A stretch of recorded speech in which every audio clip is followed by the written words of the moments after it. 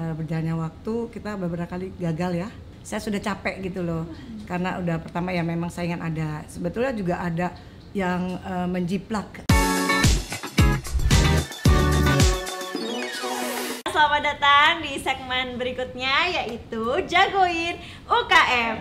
Jago bisnisnya, ngalir cuannya. Beri tepuk tangan dulu dong, luar biasa.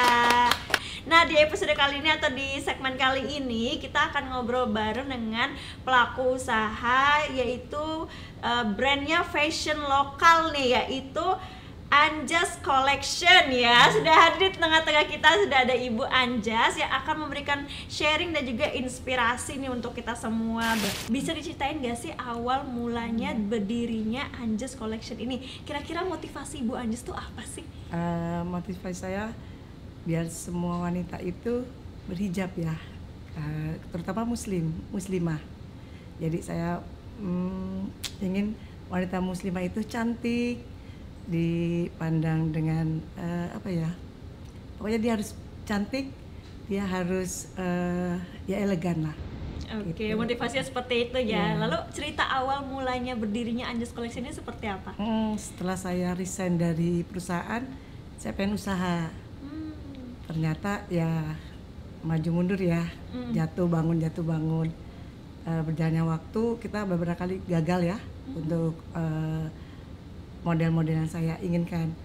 Berjalannya waktu setelah beberapa bulan, akhirnya alhamdulillah diterima di masyarakat. Oke, Ya. kalau boleh tahu tadi kan setelah di PHK ya, berarti dulunya itu Ibu backgroundnya seperti apa kalau boleh tahu?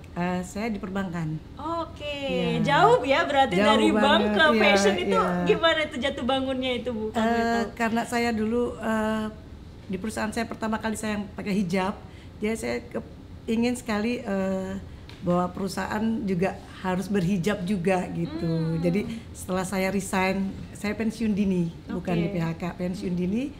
Terus saya ingin mengembangkan supaya wanita kantor pun bisa memakai hijab gitu. Oke, luar biasa. Iya. Jadi setelah bukan resign ya, Pensiun pensiun dini, dini. baru mulai, aduh kayaknya aku mau bisnis aja Iya, gitu ya, iya. itu luar biasa. Nah, proses awalnya bisnis itu kan nggak mudah ya, Ya, Bu, ya betul. pasti ada jatuh bangunnya gitu.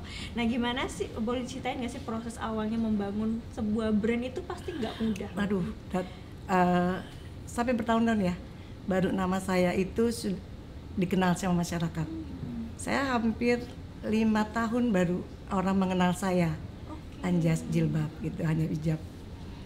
Jadi 5 tahun itu baru orang-orang tahu brand Anjas Collection gitu. Itu kan ya naik turun ya. Sebagian ada yang udah tahu, sebagian aja belum gitu. Oke, jadi dalam 5 tahun itu apa yang Ibu lakukan saat itu? Saya terus promosi ke majelis taklim ya. Kebetulan saya sama ibu-ibu seperti istrinya Agim. Oke, Kita pernah bertemu masuk gitu ya, oke. kita berteman akhirnya. Oh. Saya promosi ke mereka, terus mereka lihat saya menggunakan hijab. Nah, dari situlah saya jadi model di hijab itu. Jadi saya sendiri yang jadi model. Nah, orang-orang melihat ternyata hijabnya enak. Mereka bilang, kok enak dipakai, terus bahannya juga adem gitu.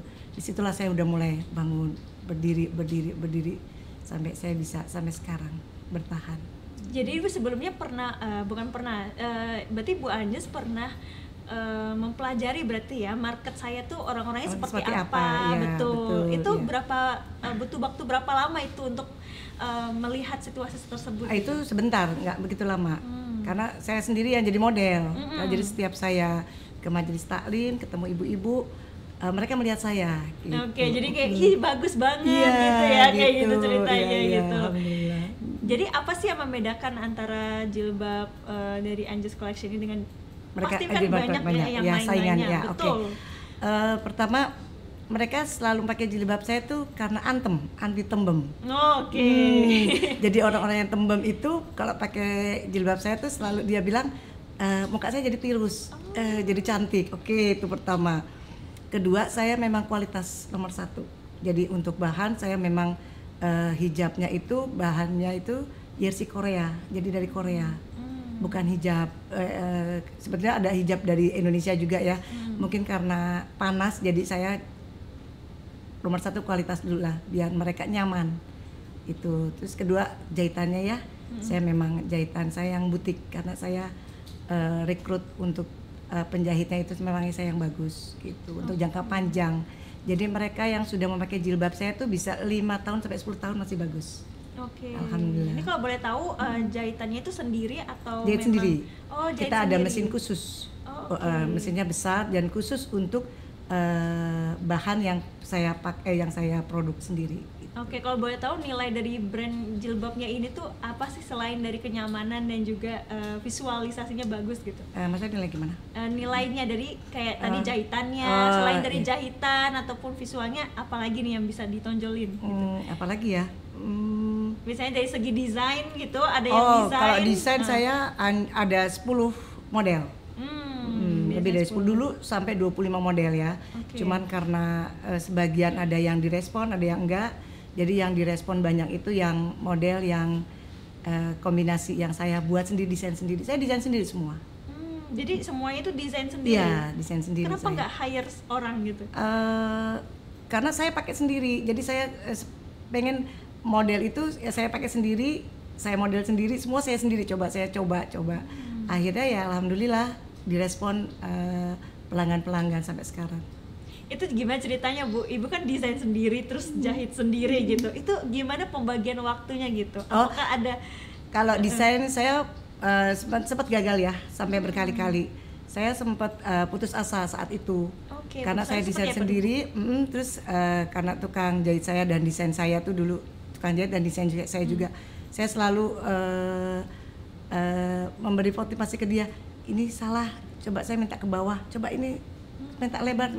Dari situlah saya belajar terus, akhirnya jadi sampai sekarang dan udah beratus orang udah alhamdulillah udah mengetahui jilbab saya sampai luar kota sudah saya kuasai. Maksudnya udah pasar saya udah sampai keluar kota, sampai ke Maluku, sampai sempat ke Batam. Terus kebetulan ada teman-teman juga yang di Inggris juga masih menggunakan jilbab saya juga, alhamdulillah. Seperti itu ya, berarti saya juga kepo juga nih tentang kegagalan Ibu Anjas gitu. Itu saat sempat merasa putus asa itu seperti apa sih? Apakah ada kayak udahlah saya nggak mau lanjutin lagi gitu, atau terlalu banyak saingan misalnya seperti itu? Ada nggak sih kepikiran untuk berhenti gitu? Sempat down ya, saya sempat mau udahlah saya sudah capek gitu loh. Karena udah pertama ya memang saingan ada. Sebetulnya juga ada yang menjiplak model saya, sempat ada dengan harga yang cukup jauh dari saya. Terus orang-orang bisa menilai dari jahitan, dari desain saya semua, dan dari bahan memang jauh. Akhirnya mereka yang beli yang palsunya saya, akhirnya jatuh ke saya lagi. Karena dia bisa merasakan dari bahan, jahitan, sama semua itu nggak nyaman gitu ya. Ya alhamdulillah. Jadi saingan itu akhirnya berangsur-angsur dia menjauh gitu ya. Luar biasa itu ya teman-teman semuanya. Jadi nilai dari sebuah produk itu nggak hanya dari harga yang murah ya. Harga boleh murah tapi kualitasnya nomor satu gitu, luar biasa. Gimana sih proses kreatifannya gitu? Seperti apa? Apakah desainnya itu langsung gambar atau menggunakan alat atau mesin Ibu kalau kalau saya karena ada desainnya, jadi saya cuma hanya memberikan ke desain saya selalu, saya pengen seperti ini. Langsung kamu coba ya potong gitu. Coba kamu potong. Kalau misalkan saya nggak sesuai, saya ulang lagi. Jadi sudah berapa bahan-bahan yang sudah berapa kali gagal ya, udah sering ya. Karena kita terus mencoba ya, alhamdulillah sampai sekarang. Untuk anak-anak sekolah kuliah kan dia maunya kan yang simple. Seperti orang-orang ya, saya promosinya ke anak-anak seperti anak teman saya di BINUS.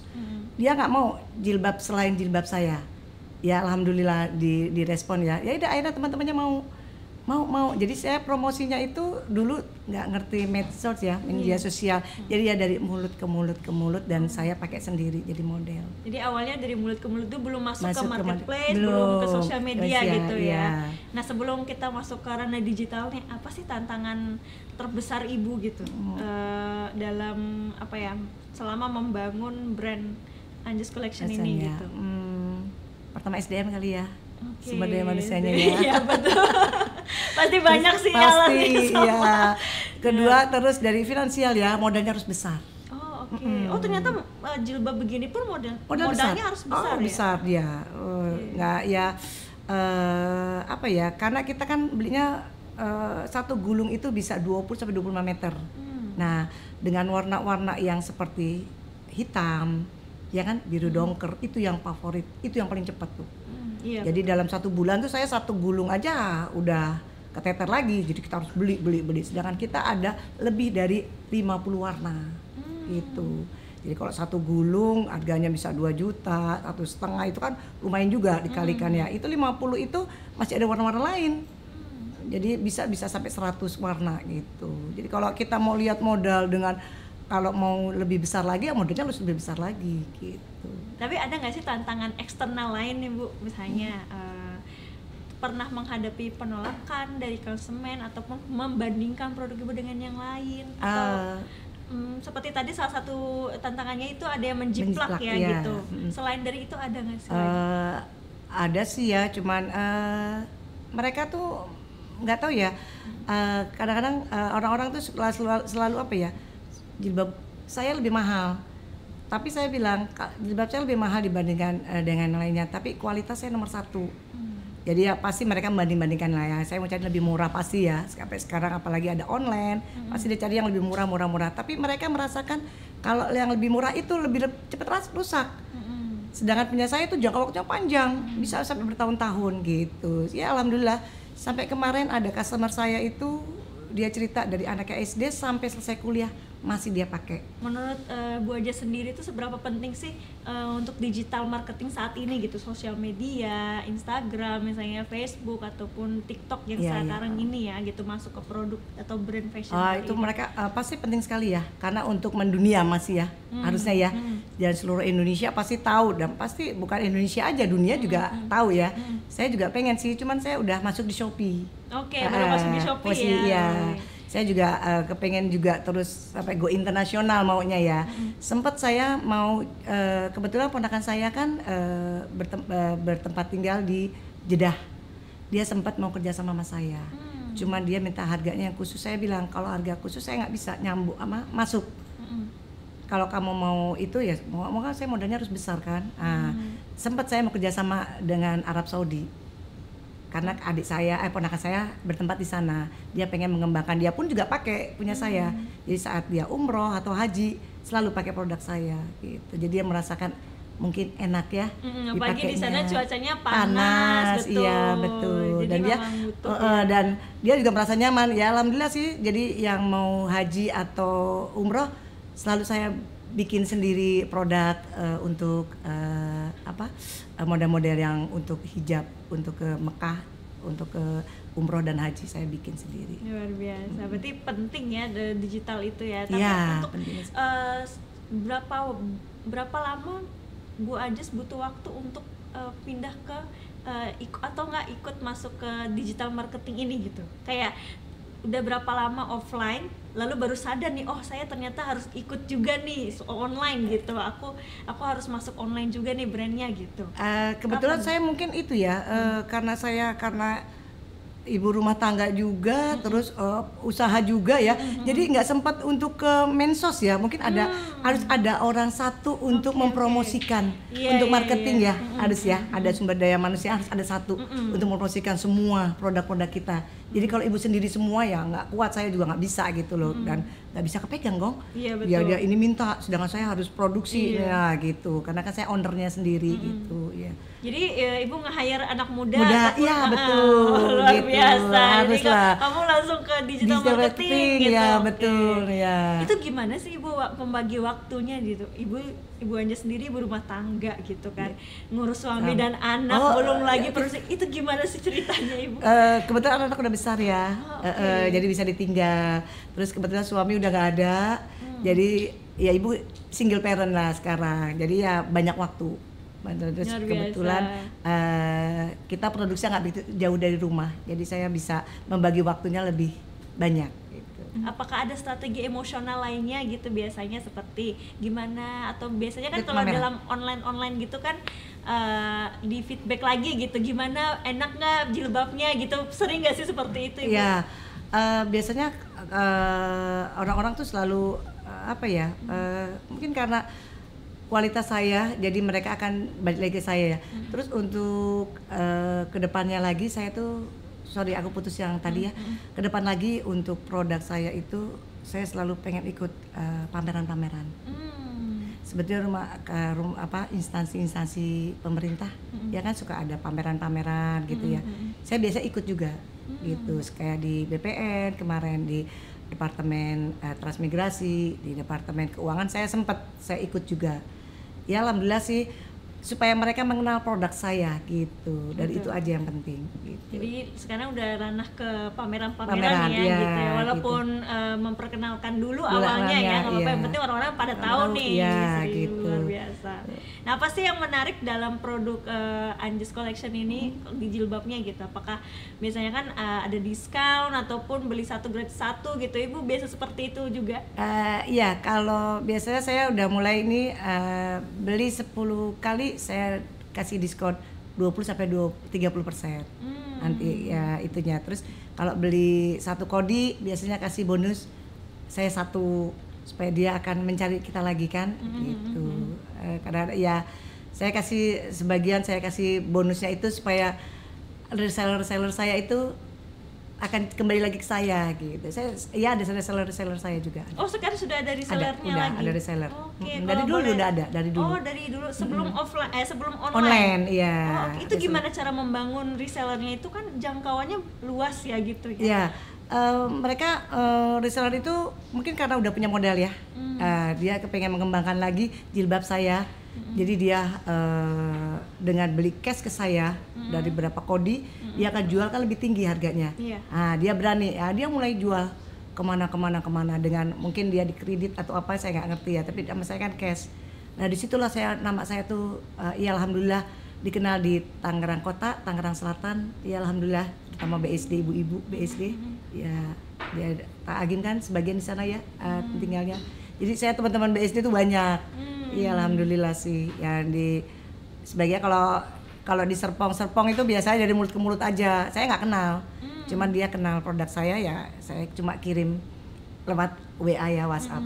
Karena saya di label nama saya tuh ada nomor WA saya. Oh, oke. Gitu. Di mananya nih kalau boleh tahu? Misalnya di kartu? Di ini, di label. Oh, labelnya. Iya, label saya di dalam ya. Di sini saya akan ada nomor WA-nya. Oh, langsung ada nomor WA-nya Iya. gitu. Jadi gampang ya, dihubungi ya. Jadi orang yang ingin sekali jilbab yang ini saya mau hubungi siapa ya? Betul. Saya nggak kenal orangnya, dan saya kemarin beli di mana kan, sebagian banyak yang lupa. Betul. Pernah ada orang beberapa tahun sudah lama nggak beli jilbab saya, itu dia nggak sengaja mencuci jilbab itu, dia lihat WA kecil kan, karena label saya nggak begitu besar. Ada nomor WA saya. Dia bilang, alhamdulillah senangnya ibu bisa ketemu ibu, dengan ya akhirnya sampai dia bilang selemari semua warna ada jilbab ibu. Iya alhamdulillah. Ya, itulah. Ya banyaklah cerita-cerita. Tapi itu menjadi ya. salah satu strategi unik Untuk, Ki, buat ya. teman-teman UKM lainnya gitu ya. Menaruh nomor WA WA di label itu luar biasa iya, sekali iya. idenya. Jadi promosi gratis dan berjalan. Betul. Iya, Jadi gitu. kadang kita juga kan kadang suka memudar, Mudah. atau enggak kalau ada biasanya itu kan kayak kartu Tuh, kayak iya, seperti ini iya, kan nambah pasti kan kartu hilang. nama. Kadang simpennya tidak tahu di mana, Mana gitu betul. kan. Kadang Kalau hilang. jilbab kan abadi dia pakai kan, Iya. selalu dia pakai. Terus kalau gitu. lihat label langsung ada Ada nomor WA, itu namanya. luar biasa Iya. sekali. Itu Jadi, ide saya dulu dengan suami saya dulu, gimana promosi supaya orang tahu jilbab kamu, supaya nggak hilang dan akan terus terpampang nomor kamu. Ya itulah saya pakai nomor saya WA. Ya saya follower saya tuh apa ya, WA saya tuh udah mungkin udah berapa ratus atau berapa ribu. Udah mungkin ya WA, mungkin karena HP-nya sekarang canggih ya, jadi nggak hang lah, enggak. Cuman nasabah saya pelanggan saya udah banyak sekali ya, alhamdulillah.